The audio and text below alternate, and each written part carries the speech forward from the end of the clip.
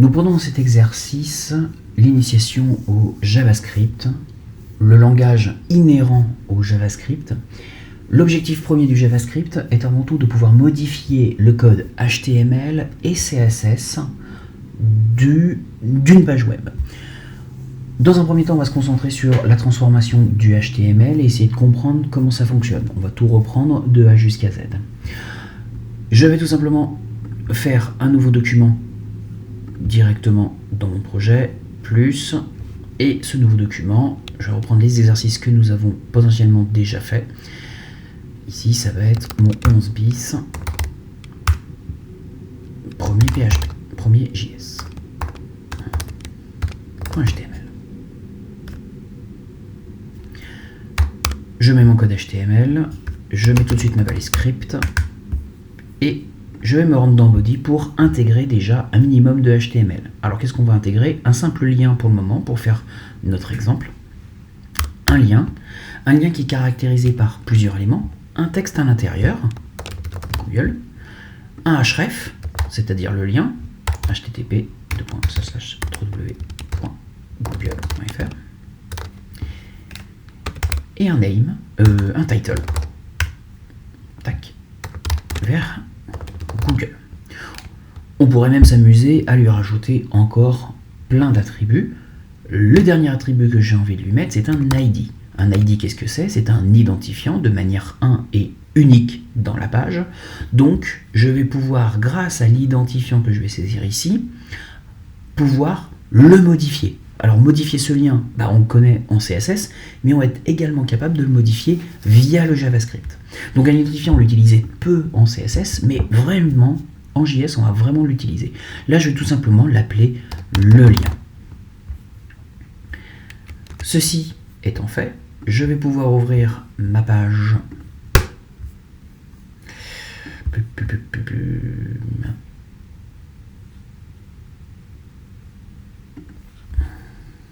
Tac. Je vais pouvoir ouvrir ma page dans mon éditeur, dans mon navigateur. On regarde ce que ça donne. Et donc j'ai bien ici un lien. Inspecter. J'ai bien un lien qui m'envoie vers Google. Quand je passe le curseur dessus, c'est bien marqué vers Google, et qui m'enverra vers le site web Google. J'ouvre, on voit que là, ça m'envoie bien vers Google. Donc ça, pas de problème, ça fonctionne. Le truc, c'est qu'on veut le manipuler en JavaScript. On veut qu'en JavaScript, ça change. On ne peut plus travailler sur le HTML, voilà, on se fait une petite règle comme ça. On ne peut plus travailler avec le HTML pour le modifier, on doit le faire en JavaScript, c'est l'énoncé. Eh bien, on a plusieurs moyens de le manipuler. Dans mon script, je vais aller dans mon programme principal. Donc je rappelle que le programme principal, il s'exécute dès le début. Si vous vous amusez à faire une alerte ici, comme ceci, et que vous actualisez votre page, vous voyez que c'est exécuté au démarrage de la page. Donc toutes les lignes que l'on va marquer là-dedans vont être exécutées dès le démarrage de la page. Qu'est-ce que l'on va pouvoir faire pour accéder à l'objet? Déjà, cet objet, il est dans notre document. Or, le JavaScript est capable d'accéder au document ici, actuel, mais il est capable également d'accéder à un autre document. Donc si on a envie de modifier précisément cet objet, il faut déjà dire dans quel document on travaille. Dans le cas présent, on va tout simplement marquer Document. Document, c'est pour dire je travaille dans mon document actuel. Ensuite, je veux aller à l'intérieur de ce document. J'ai envie de descendre dans le document comme une arborescence dans un disque dur. Eh bien, je vais utiliser le point. Le point, ça va me permettre de descendre à l'intérieur de l'objet. Donc, je rentre dans le document. Voilà, là, j'ai le document. Là, je rentre dedans. Et une fois dedans, j'ai envie d'accéder à cet objet. Alors, le problème, c'est que, certes, je suis bien dans mon document, c'est-à-dire la totalité du code, mais j'ai pas envie de m'amuser à faire toute l'arborescence. Ouais, j'ai pas envie de m'amuser à faire un point body, et puis ensuite d'aller descendre encore, et puis de trouver une balise A, et puis une balise A très précise. Là, on va aller directement attaquer le lien dans le document. Comment? En utilisant une fonction système qui s'appelle query selector. Query selector, tout simplement faire une requête, prendre un objet à partir de son sélecteur CSS. Et justement, juste après, on va lui mettre dans les parenthèses, puisqu'il s'agit d'une fonction système et une fonction comme pour Excel, somme sur Excel avec des parenthèses derrière, moyenne sur Excel, il y a des parenthèses derrière. Et bien là, c'est une fonction en JavaScript, il y a des parenthèses derrière. Et dans ces parenthèses, on va lui mettre quelle commande on veut, quel sélecteur on veut attaquer. Nous, ce qui nous intéresse, c'est ce lien-là. Ce lien-là, qu'est-ce qu'il caractérise? Le fait qu'il aille vers Google? Bah non, parce que c'est peut-être pas le seul. Le titre? Bah c'est peut-être pas le seul. Ah, l'ID. L'ID, c'est le seul. C'est le seul à avoir cet ID parce qu'un ID, c'est unique. Donc ici, on va mettre le sélecteur. Mais le sélecteur sous sa forme CSS. Si je connais le CSS, je sais maîtriser le query selector. Je vais mettre ici des guillemets, parce que c'est une chaîne de caractères, et je vais lui mettre dièse pour ID, le lien. Et ça va me permettre d'accéder à l'objet. Donc si je fais ça, j'accède directement à l'objet. Maintenant, si j'ai envie de modifier une caractéristique de l'objet, eh bien j'ai plus qu'à, encore une fois, descendre à l'intérieur. Donc si document point le point me permettait de descendre dans document, eh bien ici c'est pareil. Le point va me permettre de descendre à l'intérieur de cet objet, qui est lui-même dans le document. Et après le point, j'ai plus qu'à aller chercher l'attribut que je désire modifier. Si par exemple je désirais modifier le titre, le title, je mettrai point title. Si je désire modifier le href, je ferai point href. Si je désire modifier l'id, je mettrai point id. Bref, il me suffit tout simplement de mettre la commande HTML que je désire modifier. Là ici donc je vais mettre point href et faire un égal et mettre tout bêtement la valeur que je veux. Si par exemple je n'ai plus envie que ça envoie vers Google mais que ça envoie vers Bing, je vais mettre des guillemets http://www.bing.fr. Maintenant je valide, je réactualise et vous voyez qu'au chargement de la page, alors on ne voit pas de différence ici, mais dans notre code source, on a bien eu une modification. La page web a toujours le title vers Google, il a toujours le mot Google, mais le href a changé et envoie vers le site bing.fr. Maintenant, si je clique sur le lien, j'accède à bing.com. C'est redirigé automatiquement. Donc ça fonctionne parfaitement. Et donc je suis capable de modifier tous les attributs que je désire. C'est-à-dire que maintenant, si j'ai envie, je peux faire la même chose, mais pour title. Document.query selector, j'ouvre mes parenthèses, dièse, le lien, donc c'est bien l'ID qui est là-haut, point title, et lui mettre vers Bing. J'actualise, et on voit bien que ça a bien changé les deux éléments. Donc on est capable de modifier véritablement tous les attributs. Là, on va en rajouter une petite couche. Je n'ai plus envie de modifier les attributs qui sont ici, mais j'ai carrément envie de changer le texte qui est juste là, entre les deux balises. Ça, c'est une commande pour dire l'intérieur entre les deux balises, l'intérieur, le HTML entre les deux balises. Eh bien, je vais faire document.query selector, j'ouvre mes parenthèses, j'ouvre mes guillemets, dièse le lien, et ici, point inner HTML, l'intérieur du HTML, est égal, et je vais tout simplement marquer ici Bing. Si j'actualise, on voit que le mot entre les deux balises, et donc vraiment ce qui s'affiche à l'écran, a été changé. Le JavaScript a été en mesure de modifier tout le HTML. Alors pour l'instant, ça ne sert pas forcément à grand chose de réaliser ce type d'activité, mais ça permet de comprendre comment ça fonctionne. Cette méthode également, ce qu'il faut bien comprendre, c'est que ce sera quasiment toujours la même chose. On est bien document, query selector, et on met un sélecteur CSS ici.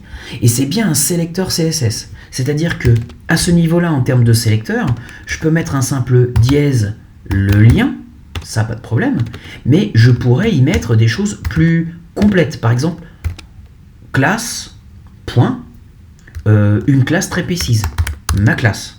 Ça me permettrait d'accéder directement aux objets de la classe ma classe. Si je veux accéder au style de body pour le modifier, eh bien je mettrai tout simplement body à la place de ça. Si par exemple je voulais accéder à quelque chose de plus poussé, par exemple tous les liens de classe menu dans le header, eh bien je pourrais à la place de ça écrire dièse header, l'objet de ID header, je descends à l'intérieur et je veux tous les liens de classe menu. J'ai le droit donc d'écrire une commande CSS, un connecteur CSS, un sélecteur CSS beaucoup plus long et beaucoup plus complet. Je peux écrire ce que je veux à cet endroit-là. Donc c'est tu commande CSS. Donc si je connais le CSS, je peux écrire un petit peu ce que je veux. Ça reste quand même, on va dire, la méthode numéro 1. Donc l'exemple numéro 1. Par contre, cet exemple numéro 1, même s'il fonctionne très très bien, a quelques petits problèmes. En effet, si je reprends chacune de mes lignes dans mon document, je vais chercher le sélecteur CSS, dièse lien, donc dièse le lien, donc id le lien, et je lui modifie le href. On pourrait même carrément lire ça en phrase française. Modifier le href de le lien, id le lien, du document. C'est comme si ça c'était un de en français. Et il prend pour valeur la donnée qu'on a mis en face. Donc là j'ai pu modifier le href, l'attribut href. Là je peux lui modifier l'attribut title. On voit l'attribut title, je peux le modifier. Et le inner HTML, c'est le cas un peu particulier, c'est pour modifier l'intérieur entre les deux balises A. Cependant, comme je le disais là, ça pose un énorme problème. Le problème, il est que si demain on me dit que le lien ne s'appelle plus le lien, mais il s'appelle the lien, comme ça, eh bien, je serai obligé de le modifier là, ici, et là également. Et ça peut être un petit peu saoulant, fatigant à faire. Eh bien, on peut faire exactement la même chose avec plus de lignes, mais être plus tranquille sur le long terme. On va faire donc un exemple numéro 2.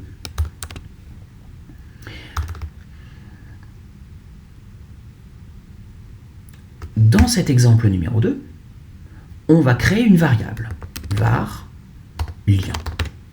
Encore une fois, les variables, je peux écrire ce que je veux. Et dans cette variable lien, on va lui mettre quelque chose, mais non pas du texte. Non pas un texte comme ceci, ou des chiffres. Non, on peut lui mettre carrément l'objet HTML. C'est-à-dire que dans cette boîte, on va y mettre ça, cet objet-là, complet, qui est dans body. Et comment faire ? C'est exactement la ligne de commande. On va faire document.querySelector. J'accède bien à dièse le lien, qui reste l'ID de mon lien. Et c'est tout. Je ne vais pas plus loin. Je ne veux pas l'attribut href. Je ne veux pas l'attribut title. Je ne veux pas son ID. Je ne veux pas son texte. Je veux la totalité de l'objet. Grâce à ça, j'ai mis la totalité de l'objet dans la variable lien. Et là, il y a une forme d'alias. Il y a une forme de connexion entre les deux. Le lien est document query selector, le lien. Donc, ce lien, cette variable, c'est ça.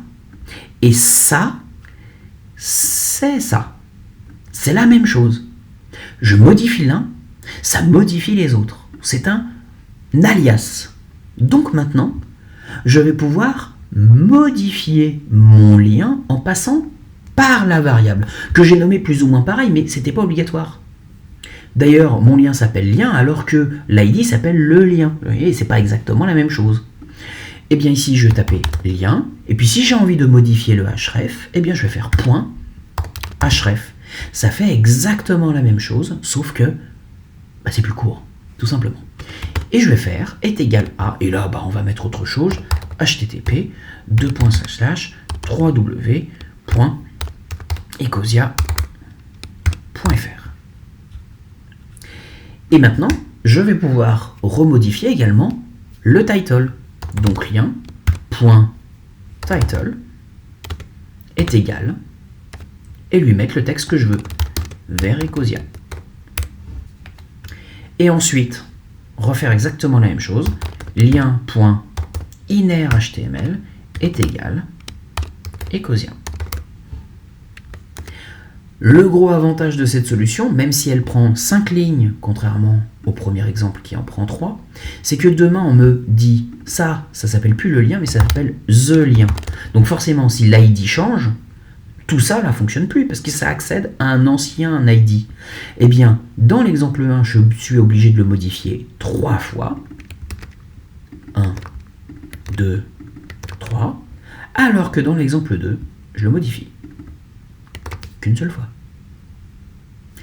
Alors évidemment, là je vais annuler, je vais revenir comme c'était avant, mais c'est pour bien comprendre que grâce à ça, c'est beaucoup plus simple. J'ai des lignes moins longues, moins complexes également, parce que attention, document.querySelector, tout ça, si vous ne respectez pas la casse, c'est-à-dire les majuscules, les minuscules, ça ne fonctionnera pas. Donc, vous avez des risques d'erreur qui sont très poussés. Grâce à ça, on fait un document querySelector, on l'utilise qu'une seule fois, on met ça dans une variable, et ensuite, on fabrique nos modifications. Donc là, cette technique, si j'actualise maintenant, on voit que, ça y est, ça affiche bien Ecosia. Et on voit bien que j'ai bien href, que j'ai bien title, que j'ai bien mon inner HTML. Alors vous allez me dire, ouais, mais qu'est-ce qui se passe de Bing? Eh bien, Bing, il a été écrasé. En effet, comme le programme, il s'exécute ligne par ligne, eh bien, on va commencer par les premiers, et ensuite, il va faire les données suivantes. Le truc, c'est qu'il le fait à une telle vitesse que vous ne voyez pas que ça le fait. Vous ne voyez pas qu'il est passé par ces étapes-là. Il est passé par ces étapes-là, il les a fait, mais il les a quasiment instantanément remplacés par les autres. Parce qu'il l'a fait en une fraction de seconde. Et donc nos yeux ne sont pas habitués, on n'a pas vu la modification se faire. Par contre, j'ai un problème. Le problème majeur, c'est que l'outil le fait automatiquement. Vu que c'est dans le programme principal, il fait véritablement automatiquement. Si j'actualise, boum, j'ai directement Ecosia. Or, j'ai pas envie que ça se fasse automatiquement. J'ai envie que ça se fasse à un moment précis. Au moment où une personne va faire une action. Ça peut être un clic, ça peut être un scroll, ça peut être un double clic, ça peut être le passage de la souris, ça peut être plein d'actions complètement diverses et variées. Eh bien, on va justement faire cette chose. On va rajouter un petit bouton ici. Je vais rajouter un input de type button qui me permet de rajouter un bouton. Si là j'actualise, ça fonctionne, ça me fait bien un bouton. Alors attention, pensez bien à rajouter button, parce que si vous ne mettez pas de type, par défaut, c'est une zone de texte. Or, c'est pas une zone de texte que je veux, c'est un bouton. Eh bien, je mets bien le bouton, le type button. Ensuite, comme c'est un type button, il faut lui mettre un texte. Oui, parce que quand vous revenez ici, vous voyez bien qu'il n'y a pas de texte. Donc, on va lui donner une value. Changer. La valeur, c'est juste le texte qui s'affiche à l'intérieur du bouton. Et ensuite, on va lui donner à ce bouton un ID. Oui, parce que si on a envie de le modifier, de l'attaquer, de jouer avec, on est bien obligé de lui mettre un ID. Donc ici, comme pour le lien, ID, bouton.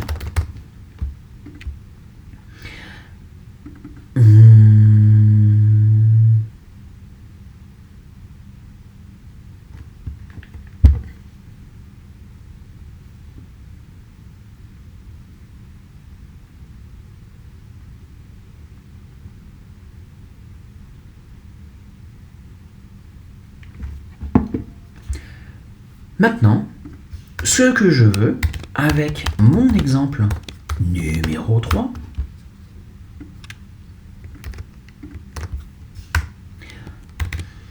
Lorsque je clique sur le bouton, hop, passer le lien vers Quant.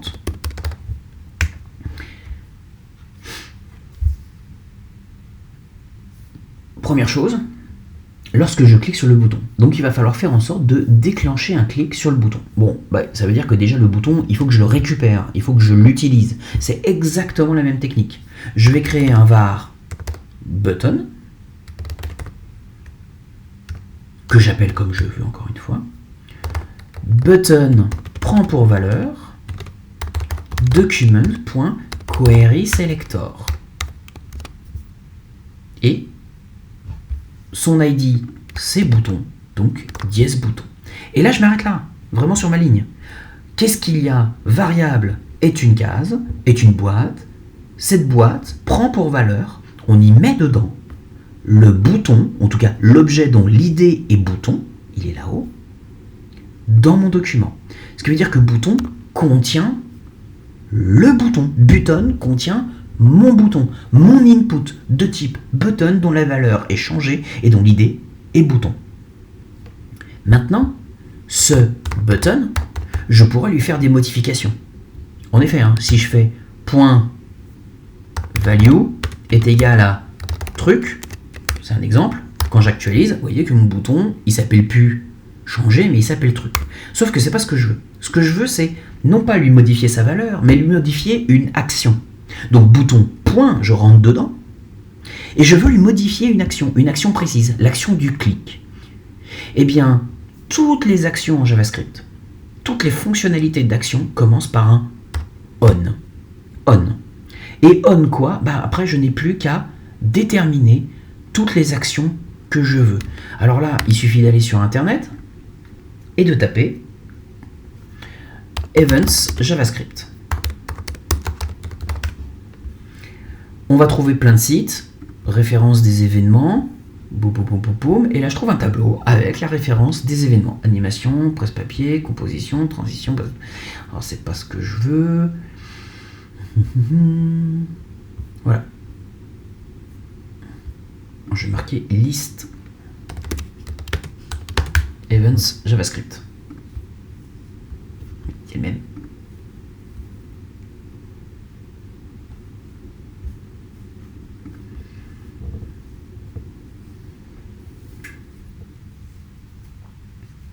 Et voilà. Donc, en tapant list events JavaScript, je peux trouver des sites qui vont me proposer liste des events. Je clique dessus et là, je trouve des exemples. On abort, on cancel, etc. On change, on click, on close. Et là, on voit double clic, drag. Donc, il y a une gestion de drag and drop. Drop. On va avoir on key up. Donc, il est capable, key, c'est la touche, il est capable de détecter l'appui sur la touche. Donc key down, ça veut dire qu'on est en train d'appuyer. Key up, ça veut dire qu'on a relevé. Key press, ça veut dire qu'on a fait l'action d'appuyer, mais on est en train d'appuyer, on laisse appuyer. On est même capable de détecter le chargement de la page. On est capable de détecter la souris. Mouse leave, mouse move, mouse out, mouse over, etc. Et il y en a plein. Nous, ce qui nous intéresse, c'est le clic. Et bien, on voit que c'est bien un on click. Alors, je l'ai perdu. Hop, il est là, on click. Donc ici, point on click. Alors attention, ici, on n'est pas en camel case. Effectivement, on est en camel case tout le long, c'est-à-dire une majuscule à chacun des mots lors d'une phrase, sauf le premier. Mais c'est pas le cas ici. On click, c'est ensemble. Et là, je vais dire button on click. Et on click quoi? Eh bien, on click. On va lui donner une action. On veut dire que à onClick, on réalise une action précise. Ou plus particulièrement, une suite d'actions. Une suite d'actions, c'est une fonction. Et on va créer tout bêtement une fonction qu'on va appeler une fonction anonyme. Donc une fonction, c'est une suite d'actions. Et bien je vais faire égal function, j'ouvre la parenthèse et j'ouvre les accolades. Function, ça me dit bien que je réalise une fonction. Les parenthèses sont obligatoires parce qu'il s'agit d'une fonction. Et c'est ce qui permet au système de différencier les fonctions des variables. Les variables n'ont pas de parenthèses, les fonctions ont des parenthèses. Les variables, ce sont des objets, c'est des sujets quasiment dans une phrase, alors que les fonctions, c'est une suite d'actions, des verbes dans une phrase. Et comment est-ce que l'ordinateur est capable de les différencier? Avec des parenthèses. Même si là, je n'ai pas donné de nom à ma fonction, on appelle ça une fonction anonyme, eh bien, je lui ai quand même donné des parenthèses. Ensuite, les accolades vont montrer le début de la fonction et la fin de la fonction. Donc, quand je vais cliquer sur le bouton, j'exécuterai toutes ces actions-là. Donc ici, je suis en mesure de lui mettre l'action que je désire faire. Et l'action, c'est exactement la même chose que ce que l'on a fait avant. Je vais refaire une variable lien. Lien prend pour valeur document.querySelector. Je vous les en parenthèse, les guillemets, et je vais aller appeler l'objet le lien. Et je le mets. Une fois que j'ai récupéré mon lien, je le mets dans une variable lien. Ensuite, je n'ai plus qu'à modifier chacun des paramètres. Le lien, je veux modifier le href. Et le href, ce sera bien égal http://www.quant.fr. Pareil pour le title et linéaire HTML. Alors je vais faire peut-être un petit copier-coller pour gagner du temps. Lien.title vers quant. Lien linéaire HTML quant. On regarde ce que ça donne. Je retourne sur mon projet, j'actualise et on voit que c'est bien Ecosia qui est exécuté. Vous voyez, ça n'exécute pas ces lignes-là, ça n'exécute pas l'action de quant. Pourquoi? Parce que c'est enfermé dans une fonction. Donc en fait, votre programme informatique, le navigateur, il va lire tout ça, il les exécute, et lorsqu'il arrive ici, il exécute cette partie-là, et là il dit, ah, il y a une fonction qui s'exécutera au clic sur le bouton. Donc toute cette partie-là, je la laisse en mémoire. Je la lis, je la comprends, mais je la laisse en mémoire, je la laisse de côté, et je l'exécuterai uniquement lorsque il y aura un on-click dessus. Et donc là, il attend que je clique sur le bouton pour exécuter les quelques lignes. Je clique sur le bouton, et bim, ça a bien changé le lien. On a bien eu le href qui vient de changer, le title qui vient de changer, et l'intérieur qui vient de changer.